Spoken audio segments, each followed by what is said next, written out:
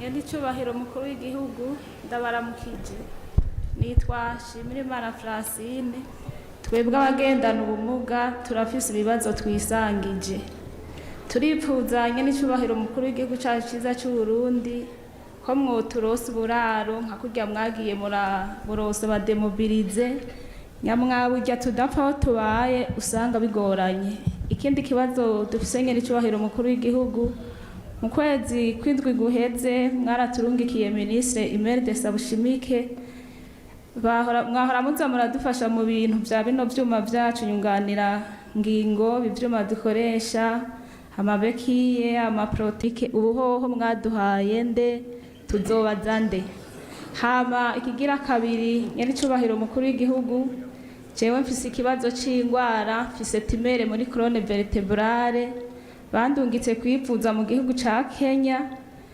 Hama mu gihugu ca Kenya baca bansaba amadolari 19,900 ayo nayo nyandicubahiro mukuru w'igihugu narayabuze. Nyandicubahiro mukuru w'igihugu mu mwaka w'2021 mwari ngaha kuri stade Muramvya mwaramfashije murandenganura mwarakoze Imana ibibahezagirire.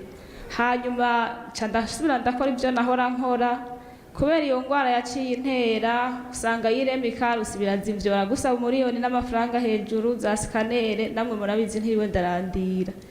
Bamaze kunsaba ivyo 19,900 by'amadolari nari nsigaranye ku mufuke wanje miliyoni 3 mutwe nari nariyungunganije mwo gukora.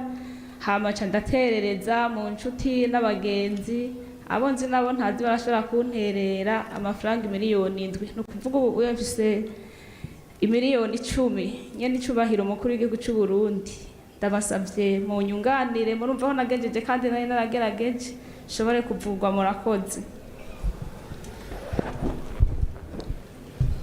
Urakoze aho riko raterereza abarundi turafise umuco wo gufatana mu nda. Abarundi muri ngaha mwe muvyumvise rufashanye twese tumuterere kuko murazi mu mahera y'ikigega cya leta akora mu mwaka ayo mahera ntategekanijwe.